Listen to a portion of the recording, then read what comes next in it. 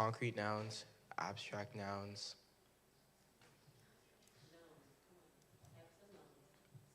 Oh, proper nouns, common nouns. Oh, collective nouns.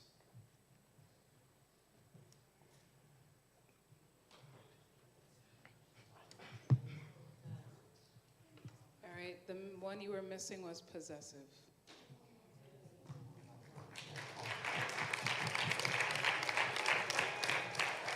All right, sophomores.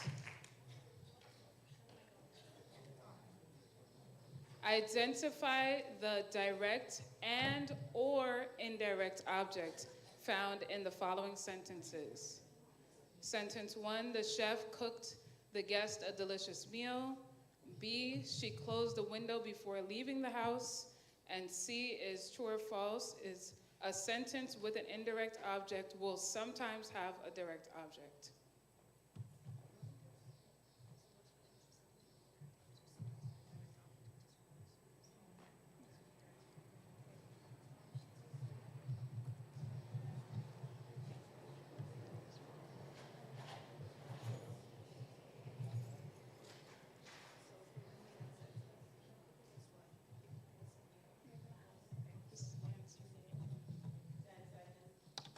So for the third is false.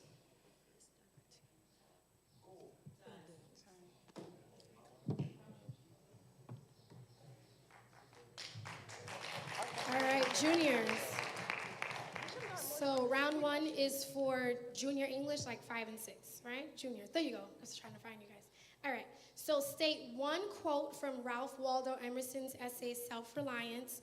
And when I say a quote, you don't have to say it word for word, like one idea that was presented in the essay, and explain how that quote encompasses the transcendentalist movement.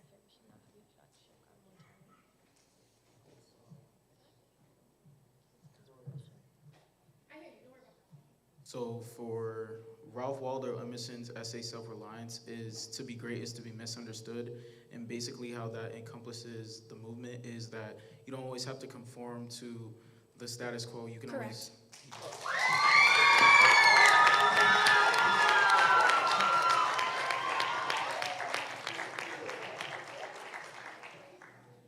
All right, seniors. So this is, round 1 is for English 7 and 8. You are going to identify the rhyme scheme of a Shakespearean sonnet and a Petrarchan sonnet and give me the sections each sonnet is divided into. Like, how are they classified?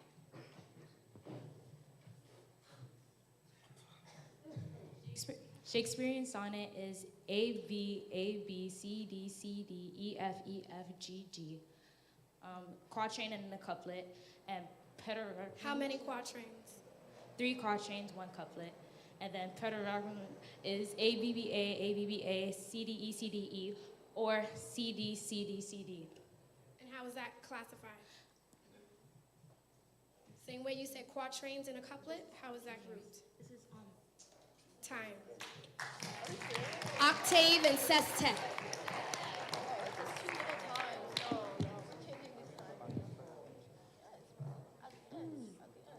Freshmen, are we ready? And it's 40 seconds? 45 seconds. Thank you. Identify the adverbial phrase and what type of adverb is used in these sentences. She danced with extraordinary grace at the audition. We'll meet after the final rehearsal. He looked for his keys under the couch. The adverbial phrase you are looking for.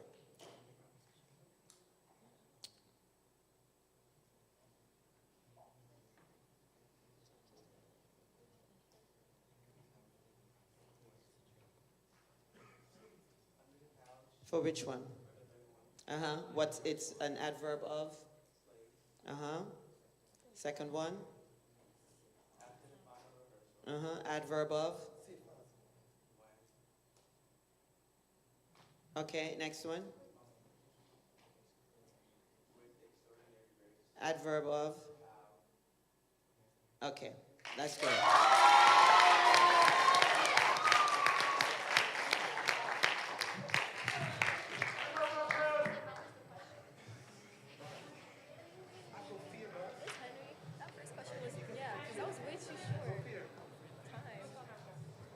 right, sophomores, you have 55 seconds for this question. All right, identify and define the type of irony found in the passage. Explain using supporting details of how this irony is shown. I'm gonna read the passage real quick. Natalie sat at the table, nervously twisting the engagement ring on her finger. She had planned to break off the engagement tonight. Over the last few months, she had met someone else and realized she no longer loved Jared. As she waited, Jared walked in smiling brightly. "I got the promotion," he said, sitting down. Then with excitement, he pulled out a velvet box and revealed a second, more elaborate engagement ring. "I thought you'd like this one better," he said, eyes shining. "I want to make things official. Official, official." Natalie froze. The words she had prepared felt meaningless now. She had been planning to leave, but Jared had been planning their future, completely unaware that she had already made her decision. My God. In the passage, dramatic irony is used, and the supporting details, the last sentence, she had been planning to leave, but Jared had been planning their future, completely unaware that she had already made her decision. That is correct.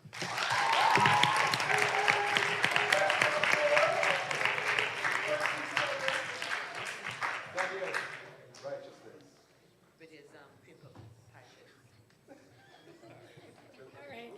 AP, juniors. So you are going to read each of the three statements below and identify which literary element each one represents. So number one is I came, I saw, I conquered. Number two, we shall fight on the beaches, we shall fight on the landing grounds, we shall fight in the fields and in the streets. And lastly, all Greater New York Academy students are capable of excellence. David is a Greater New York Academy student, therefore, David is capable of excellence. White Knight.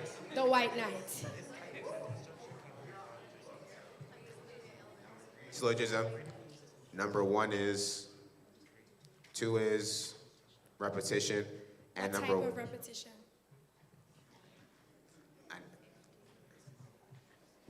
anaphora, and number one is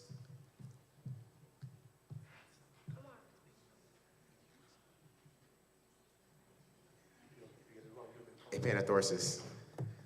Incorrect. I came, I saw, I conquered, asyndeton. Took out the conjunctions. But everything else was correct. It was anaphora. That was good. That was good. I would have given you repetition also. That was fine. All right. Mr. P. Senior AP. Same thing. I'm going to read the examples and you identify the literary elements. Number one, he was the best, no, the only one who truly understood me. Number two, see no evil, hear no evil, speak no evil. And lastly, at Greater New York Academy, we learn and we lead and we grow and we serve and we believe.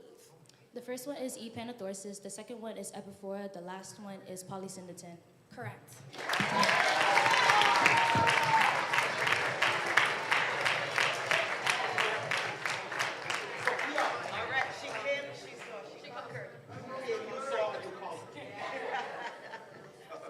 All right, freshmen, round 3, we have a minute. A minute.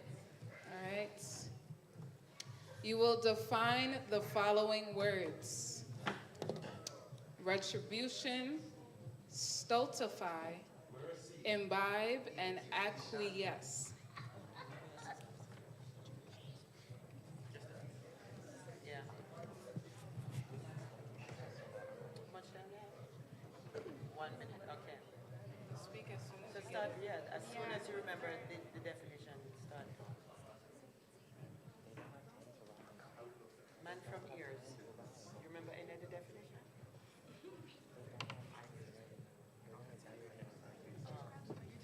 For retribution, repayment. You gotta speak up in the mic, sweetie. That's the only one you remember? Imbibe, acquiesce.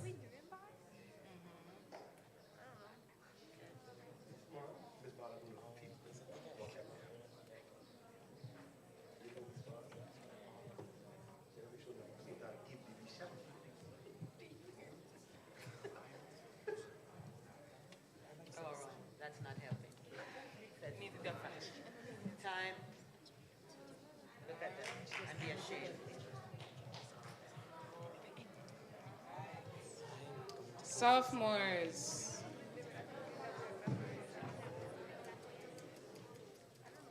That's like minus 50 off of your grade. I'm keeping up minus. All right, you guys again have a minute.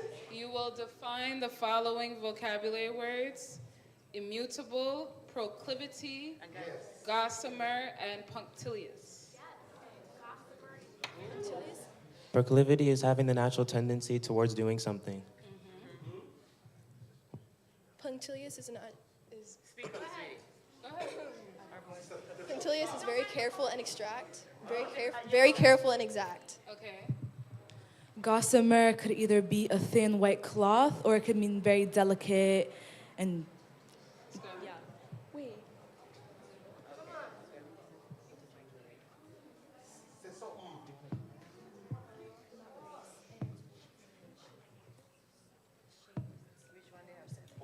Immutable, unable to change. That is correct.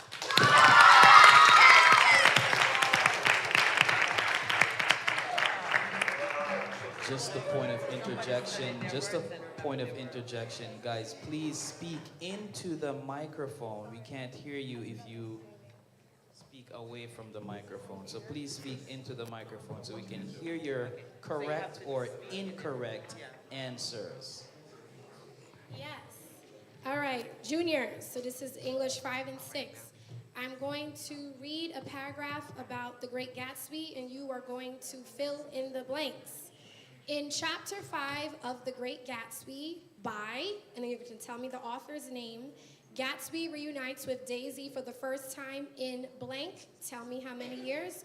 The author uses a symbol of blank. Identify one symbol found in the chapter in this scene to reflect Gatsby's hopes to blank. And tell me what that symbol represents. In Chapter 5 of The Great Gatsby by E. Scott Fitzgerald, Gatsby reunites with Daisy for the first time in 5 years. The author uses a symbol of a green light in this scene to reflect Gatsby's hopes to Daisy. To symbolize what? Hope. Yeah, it's on To, to reflect Gatsby's hopes to win Daisy back. All right. Who is the author? E. Scott Fitzgerald. Everything else was correct. It's F. Scott Fitzgerald. Yeah. Frank Scott Fitzgerald. Proud of you, proud of you. Yeah. You did very well.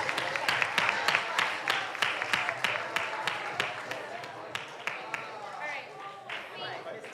It's not working. Oh, sorry.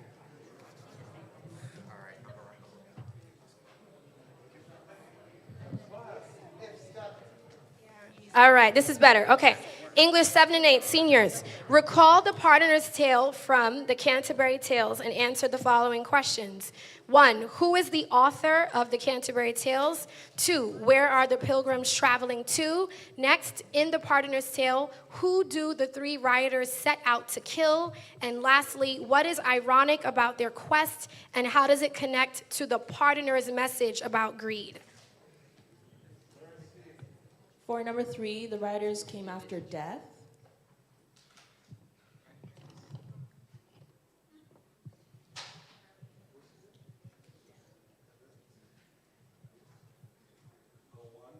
The ironic question is that they all ended up killing each other from their greed.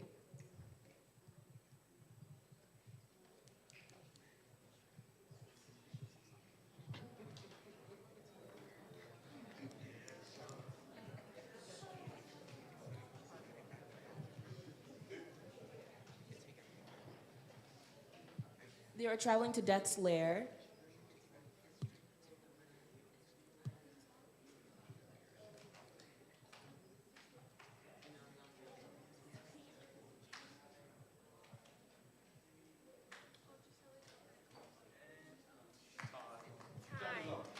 All right, we can see the answers there.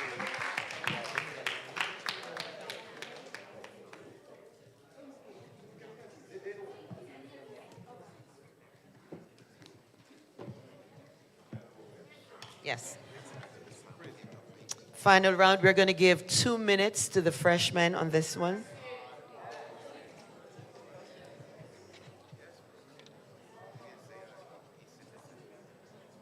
Identify the 3 types of conjunctions and define their function.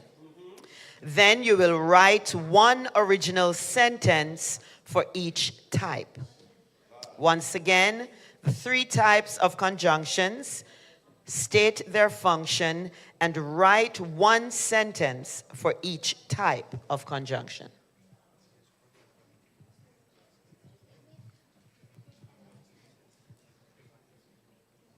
We can start by identifying the 3. Pick up the mic. Correlating, Mhm. coordinating. You're still at coordinating, that's 1. You have 3. You have nothing? You don't remember the types of conjunctions?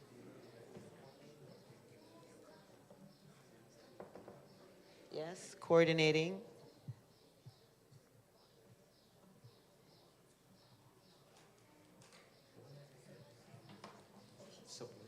Subordinating. Stop whispering. What's the next one?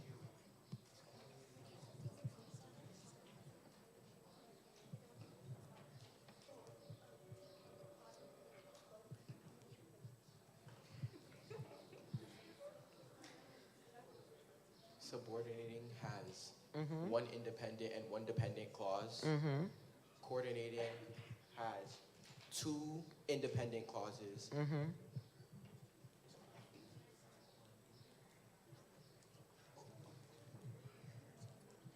correlative has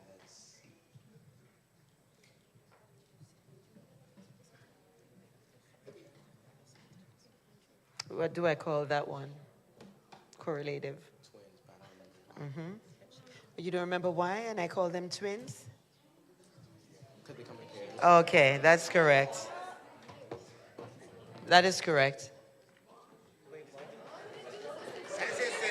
Yeah, you didn't give a sentence, so incorrect. Thank you, audience. You guys are on top of it. All right. Right?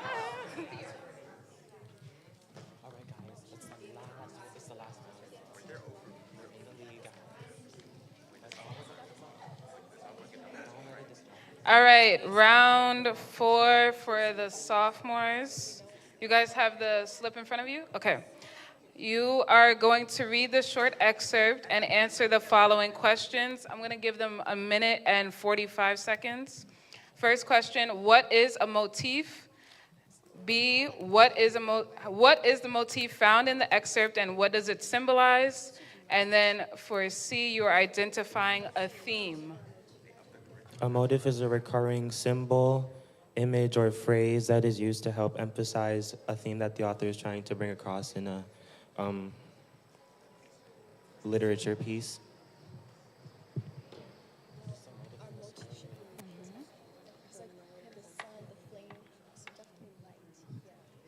The motif used in the passage is light. You have the sun, the flame, and the word light, literally.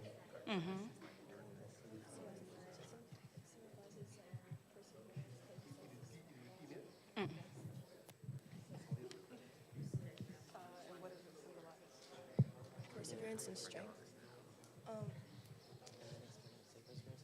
So the light symbolizes perseverance and strength because Speak into the mic, I can't hear you.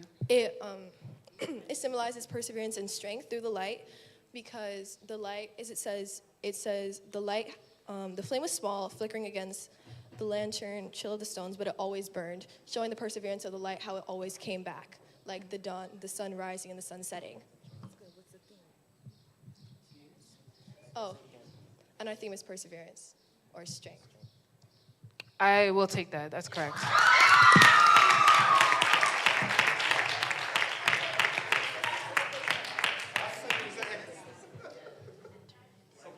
You have a pen?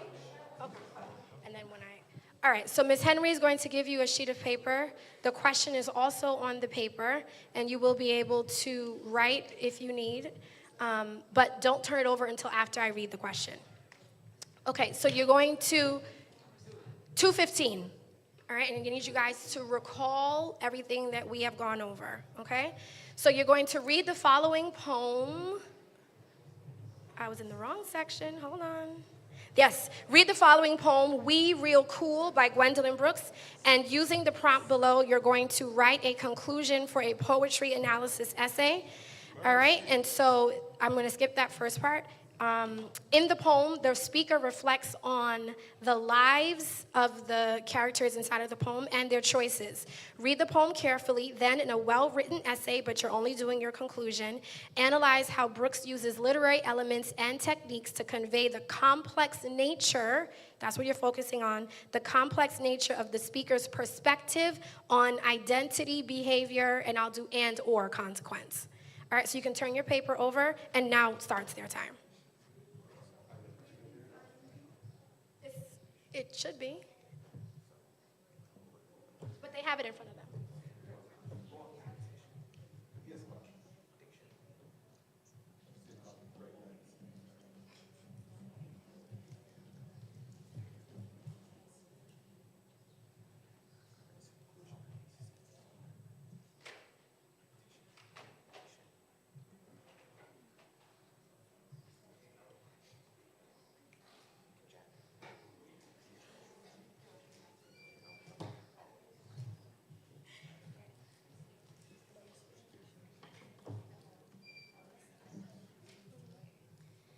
In the poem We Real Cool, Gwendolyn Brooks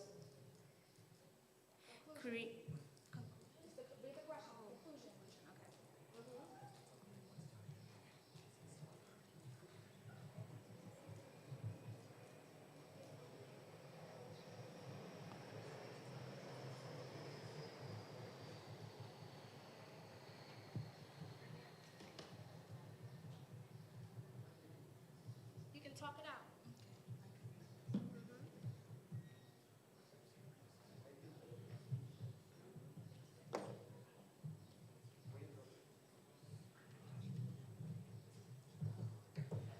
Talk to me, guys.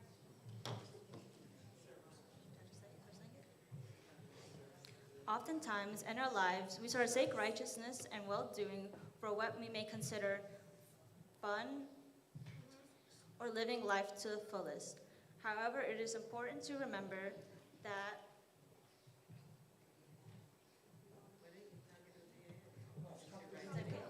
we all eventually reach an end, and how we live may not always be how we wished it would have, our life would have been let out. Correct.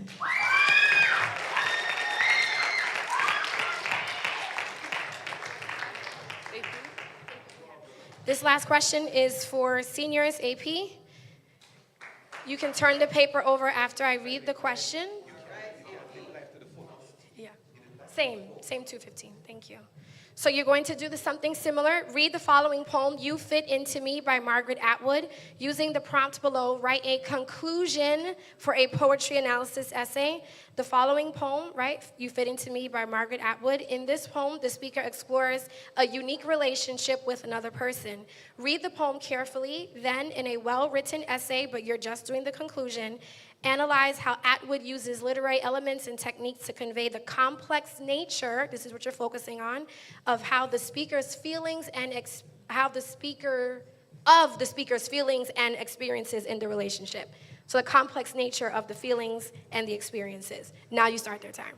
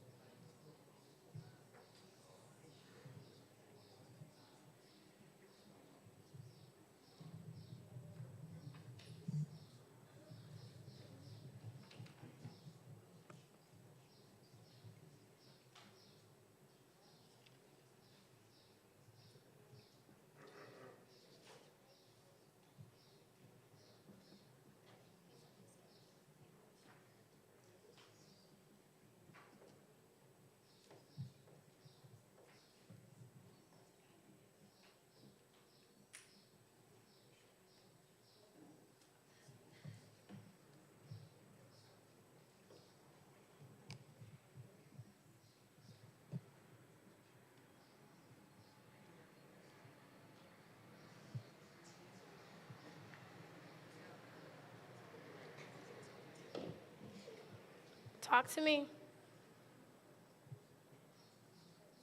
In a world where delusion masks deceit, one must always watch out for the various dangers of the world because not all things in it are as good as one may hope for. I'll take that. That's correct. Miss Henry. Miss Henry, we'd like to argue for our first point. The argument comes afterwards, but I like the terms used, argue, because it's English, right? All right, guys, let's give a big hand for all these guys. Now that we have done English, it's now time for his story. Let's go, historians. I hope Barantes is up here, because if not, failure. He's going to show his prowess today. Miss Ball, take it easy with Barantes now. Yeah. Yeah, Brother Godoy. Oh, Lamar with the water. Talking about the Hudson River. Hydrate. Total imbibition. Absorption. All right. Seniors are missing 2 people.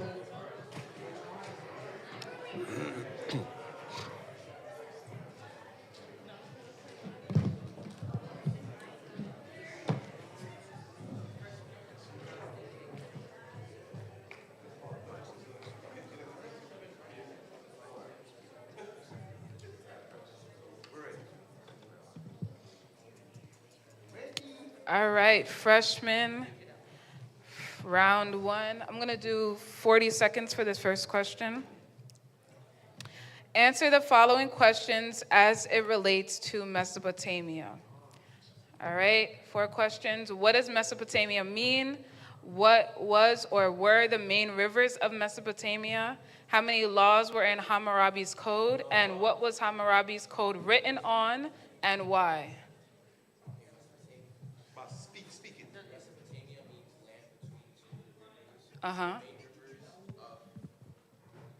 The main rivers of Mesopotamia were Tigris and Euphrates. There were 282 laws in Hammurabi's code, and Hammurabi's code was written on stone steel, and so the people wouldn't forget it, and it would be signed that, and it is a sign that the laws couldn't be changed.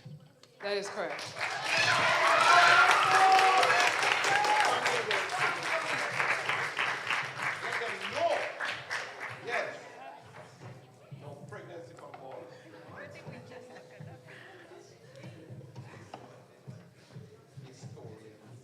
Okay. Sophomores, yes, let's do 30 seconds. This one is easy. What new philosophy developed during the Renaissance? Explain this philosophy.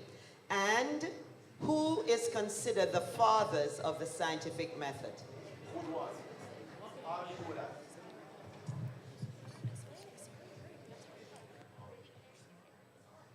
The fathers of the scientific method are Rene Descartes and Francis Bacon. And for the philosophy, it was humanism, and it was that they could figure out things on their own without neither the church using reason and logic. Also including a life filled with secularism. It also included a life filled with secularism away from the church. Okay, that's correct.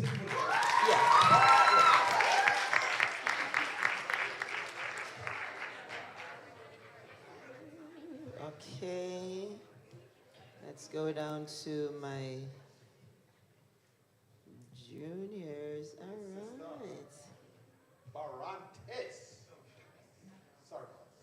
Okay, we're doing 30 seconds for this one as well. 2-part question.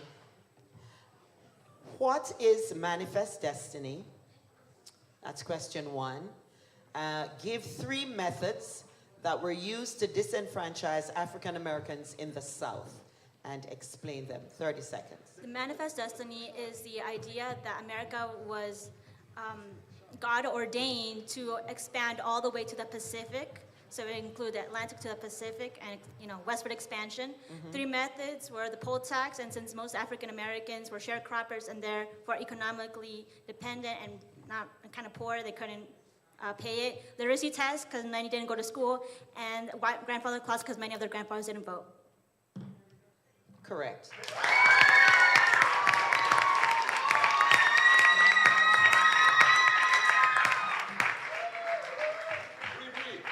All right. My seniors, this is an economic question. 30 seconds. Define scarcity and shortage. What's the difference, if any? That's a good question. Scarcity is when there is a higher demand and need and want for goods than there are the amount of goods. Shortage is when there is a temporary lack of goods. The difference is that scarcity is more permanent and shortage is temporary. That is correct.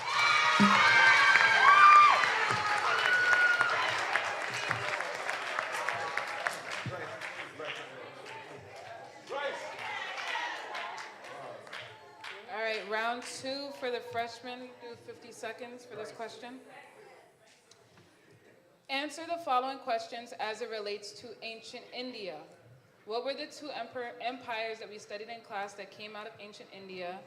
Which ruler was fearful for his life, and what were the two things he did for his protection? And then identify the name of the war that Asoka led his army to, and what did Asoka do after witnessing the violence of the war? The two empires were the Mauryan Empire and the Gupta Empire. The ruler that was fearful for his life was Chandragupta, and the two things he did is he slept in a different room every single night, and he had people test his food because he thought it would be poisoned. And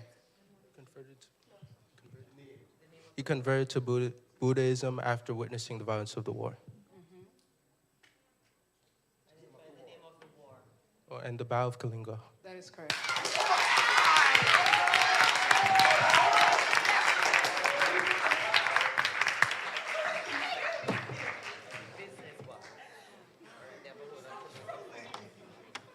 All right. Round two, and this is 40 seconds? Yeah. We can do it in 40, sophomores. All right. After the Opium War, China signed this treaty with Great Britain. What is the name of the treaty? Part two, give at least 5 terms in this treaty.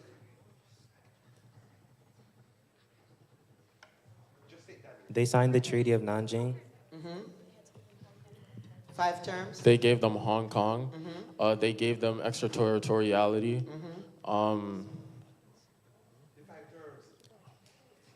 Yes, 3 left. 2. Open 2 ports to Britain.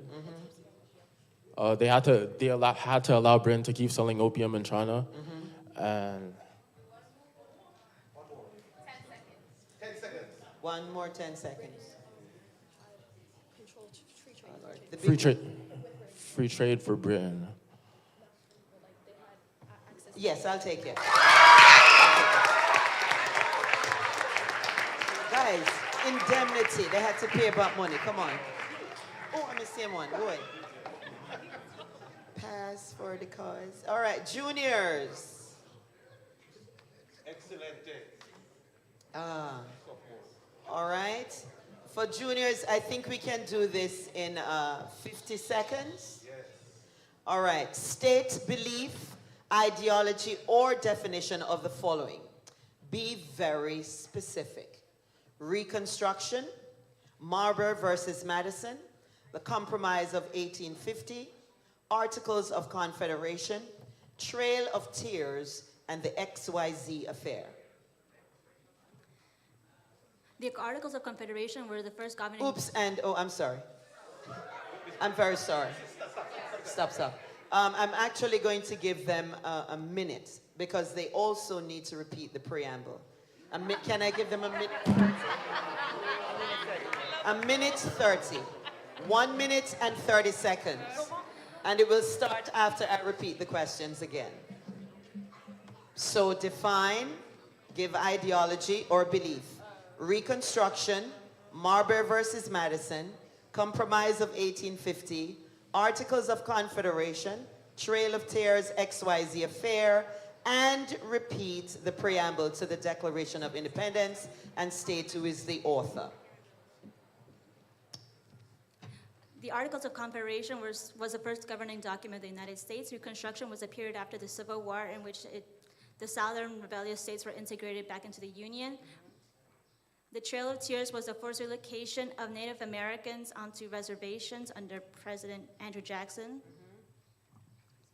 The XYZ affair was French were capturing American ships and holding them for ransom.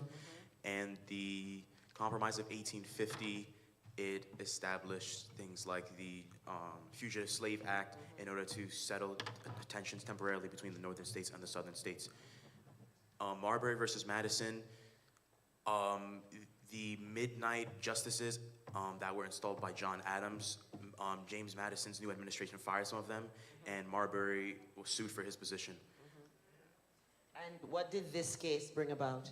This case brought about... It's up there, okay. This case brought about judicial review and it strengthened the Supreme Court's authority. 30 seconds. We the people, no. We hold these truths to be self-evident that all men are created equal, that they are endowed by the Creator with certain unalienable rights, that among these are life, liberty, the pursuit of happiness. That in order to protect these rights, governments are instituted among men, and that governments, it is nobody's gonna help her? It is the right of the people to alter, to abolish it, and to institute new government on. Institute new government on these principles and organize in such a way that shall affect their safety and happiness.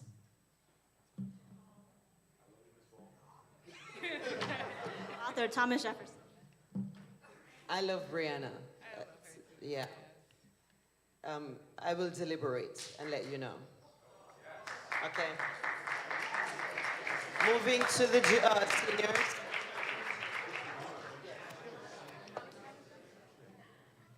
I have deliberated. I'm giving the points to the juniors.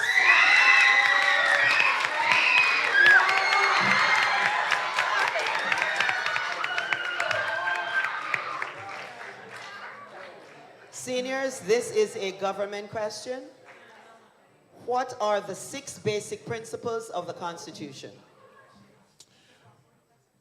Let's give them 50, just in case. Checks and balances, limited government, federalism, judicial review, popular sovereignty. One more. Separation of powers? That is correct.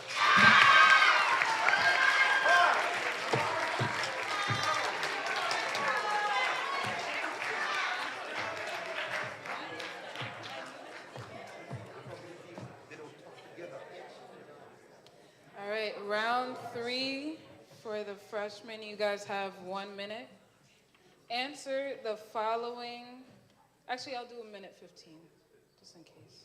Answer the following questions as it relates to ancient Egypt. Who united Upper and Lower Egypt? At what age did King Tut come into power? What rights did women have? We're talking about ancient Egypt. Provide 2 examples. How long did it take to wrap the body during the mummification process? Which organs were stored in canopic jars? And what did the weighing of the heart ceremony determine? Okay, the weighing of the heart ceremony determined whether you got into the afterlife or not. King Tut came into power at age 9. King Namor united Upper and Lower Egypt, also known as Scorpion King.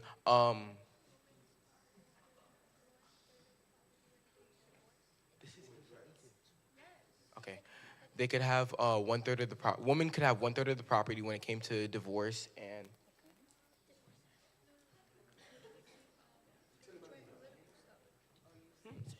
they could also be part of anything political, like they could be part of it.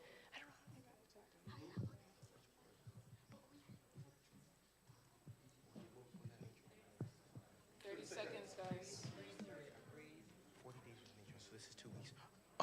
It took 2 weeks to wrap the body, and the organs that were stored in canopic jars was the lungs, the liver, the stomach,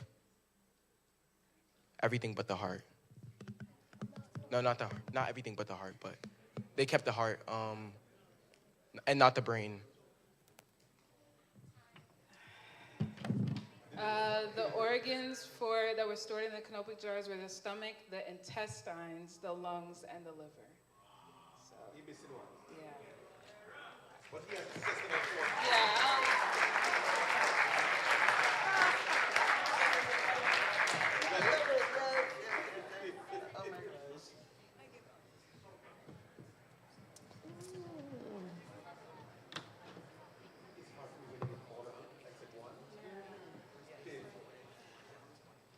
Okay, sophomores to be on the two and a half. All right. Part 1. List the social classes that existed in France before the French Revolution. Give examples of individuals in each class. Also, I need 3 reasons for the French Revolution. Next, you're going to state the belief, ideology, or definition of the following. Please be very specific. Copernicus, Baron de Montesquieu, Satyagraha, imperialism, and Renaissance. 2.5 minutes. You may begin.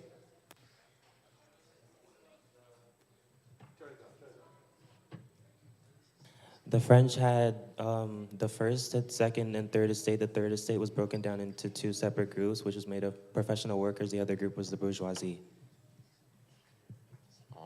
Who was in the first estate? Who was in the second estate?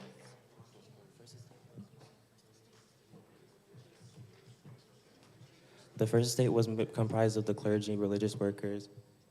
Second estate. Second estate was noblemen. 3 reasons for the French Revolution.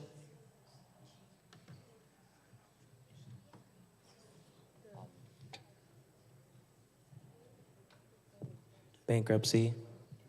Huh? 3 reasons? Bankruptcy. Bankruptcy is 1. Corruption.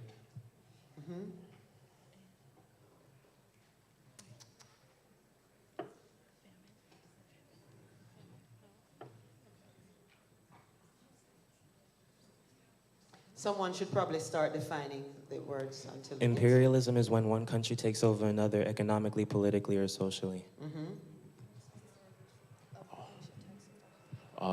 Renaissance means rebirth, and okay, Copernicus, he believed in gravity and the laws of planetary. Copernicus? Copernicus. Oh. I didn't hear what he said. Copernicus was the heliocentric theory. Baron de Montesquieu was the separation of powers and checks and balances. Satyagraha was nonviolent protest.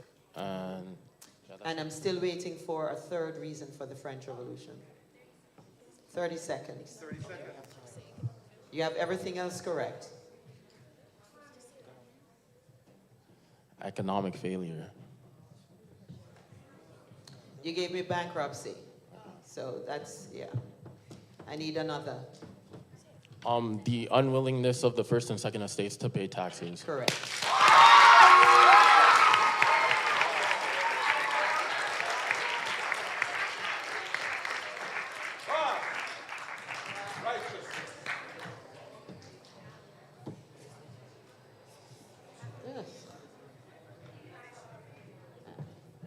I dropped the ball in this one for the juniors.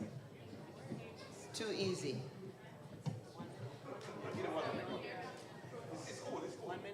1 minute. Okay. Explain the details, and I mean the details, of the 3/5 compromise and the Great Compromise. The 3/5 compromise, during the Constitutional Convention, because the House of Representatives would be based on population, and the southern states did not have as much population as the North, they decided to count slaves as 3/5 of a person, so therefore the southern states could essentially compete in the House with the northern states. The Great Compromise was the compromise between combining the plans, the New Jersey plan and the Virginia plan, so that both states could eventually agree to them in the Constitutional Convention. So that we ended up with a Senate that had 2 senators per state, and we had the House of Representatives, in which the number of representatives per state was determined based on population size. Right, but we're missing something from the 3/5 compromise. How much time do they have left? Oh, and slavery would not be discussed for 20 years. That is correct.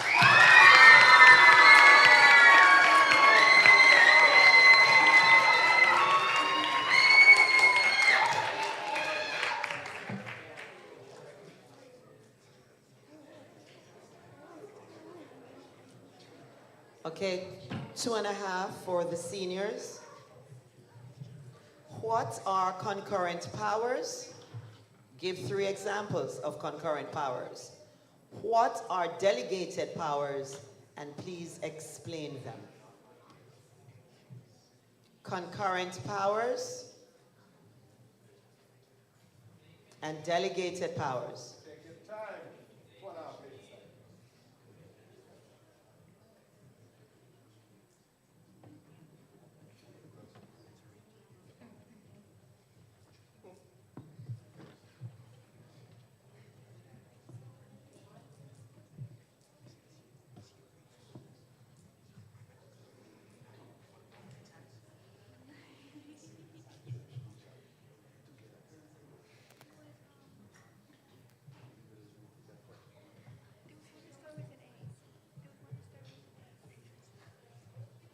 Concurrent powers are the powers that the federal government naturally has and that they have to use, like taxing, establishing a navy.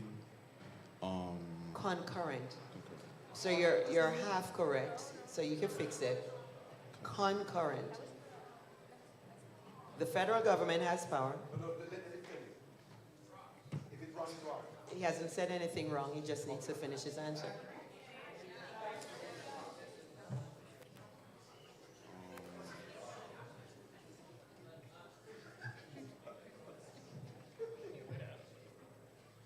And making laws.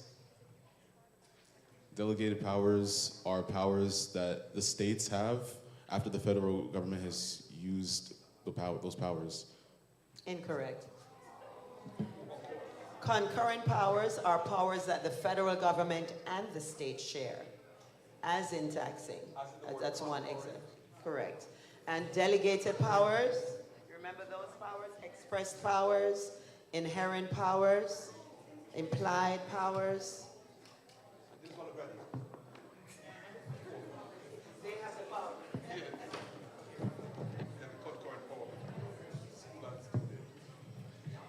All right, round 4. It's 1 minute and 30 seconds, right? Yeah. All right. Answer the following questions as it relates to ancient China. Which river was known as the Yellow River and why was it called that? What were the 5 key relationships and which one out of the 5 was equal? What were the 3 key philosophies that we studied in class relating to ancient China? And explain how the dynastic cycle was connected to the mandate of heaven. The Huanghe River was known as the Yellow River because it had the lowest, which turned the river yellow. The dynastic cycle was connected to the mandate of heaven because the mandate of heaven was where gods chose you how to rule. So when a dynasty was overthrown, people would believe it was because of the mandate of heaven. The key relationship that was equal was friend to friend, and the 5 key relationship was leader to subject, husband to wife, friend to friend, older brother to younger brother, and parent to child. And the 3 key philosophies were Taoism, Confucianism, and legalism. That is correct.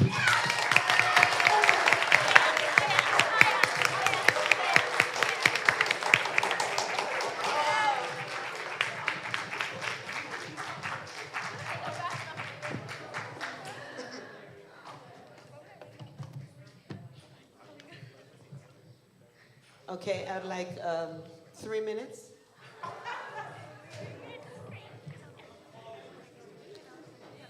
Sophomores, give 5 reasons for imperialism.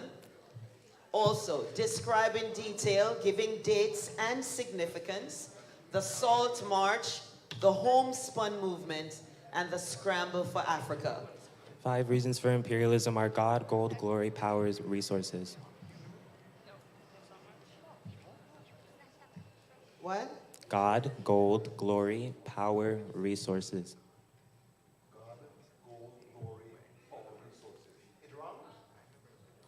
Continue. Okay, so the Salt March was because the British, they made a law that you couldn't possess salt. I heard nothing you said. The British made a law that you couldn't possess salt, so Gandhi walked 240 miles with the rest of the Indians to an ocean to grab salt, and the second he grabbed it, he was arrested. Correct. Homespun movement? Homespun movement was because the British were taking the Indians' cotton and bringing it back to Britain to make clothes there and sell it back in India at a cheaper price. So Gandhi did another. What happened when they sell it at a cheaper price? Oh, that put Indian businesses out of business because they were selling it cheaper and it took longer for the Indian businesses to make them. So Gandhi told the Indians to make their own clothes at home so that they don't have to buy from the British. That is correct. Scramble for Africa. Thank you, Mr. P. So the scramble for Africa started because King Leopold decided to send Stanley to make negotiations with African tribe leaders so that they could make a colony, which was Congo. And then after King Leopold owned it, other countries saw it, and they wanted to make more colonies in Africa, but they realized that every time they wanted to make colonies that they ended up going to war with each other and damaging each other. So Otto von Bismarck told them to meet in Berlin for the Berlin Conference, where they determined how to divide Africa amongst themselves. And after they finished the conference, they went to go colonize Africa until 1914. That is correct.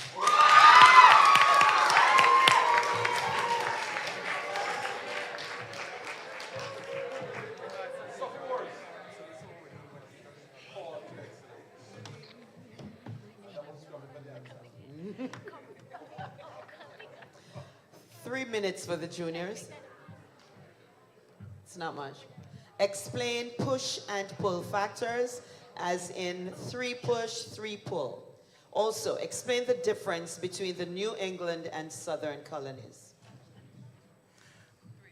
Push and pull factors were factors that either pulled someone to the pushed them away from their home or pulled them to a new area. For example? Things like religious intolerance in their homeland, taxation, or escaping persecution like criminal punishment. The differences between the New England and Southern colonies. What are some pull factors? Some pull factors are promises, no taxes, religious tolerance, and the promise of a better life than the one they have at home. Okay. The New England colonies, the land was not arable, so they relied mostly on lumber and fishing, and trade, and banking as well. The cities were more dense, and there were more places for children to get an education. And there were not many slaves there as well.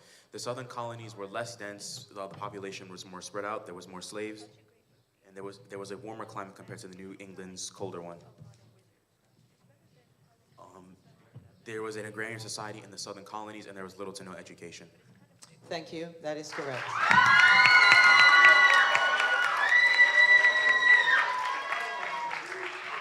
All right, seniors. Yes.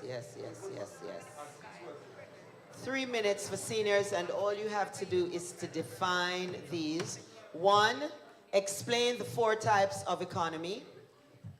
Define the law of demand, the factors of production, opportunity cost, elasticity of demand, and give me 4 factors that shifts the demand curve. So there's a mixed market economy. 1. There's a command economy. 2. There's free market economy. 3. 4.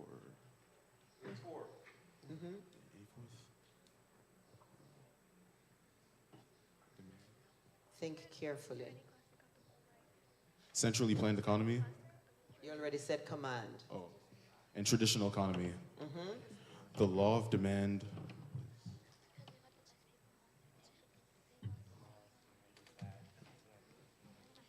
Law of demand is that when the price of something goes up, the demand will go down and vice versa. That is correct. Factors of production. Capital, labor, entrepreneurship, and land. Uh-huh. Elasticity of demand.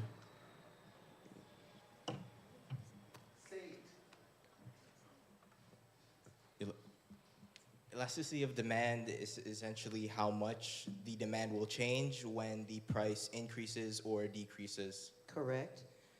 For- Opportunity cost. Opportunity cost is when there are two options and you pick one option and the opportunity cost would be the second best option that you would have to give up to pick that. That is correct. 4 factors that shifts the demand curve. Price, supply, Oh, one second. Okay. the price, supply, No. Buyer expectation. No. Population. Wrong. Price does not shift it. Sorry.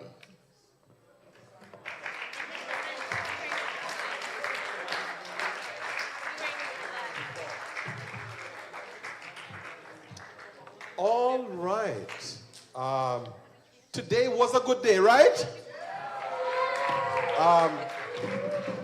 I will say that I like the fact that you will even, applaud for classes that are not your class, even though they're doing well. We always applaud each other. Thank you. Tomorrow, make sure that you bring all your calculators and paper to work out problems, because it's what? Math. And the math better be mathing. That was a Mr. Romaine joke, but came from me. All right, cool. Boss.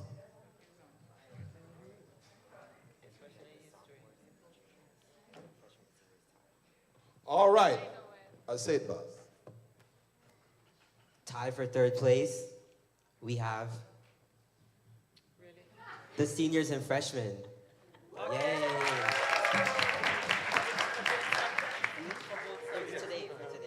For today. First place. First place, we have the sophomores.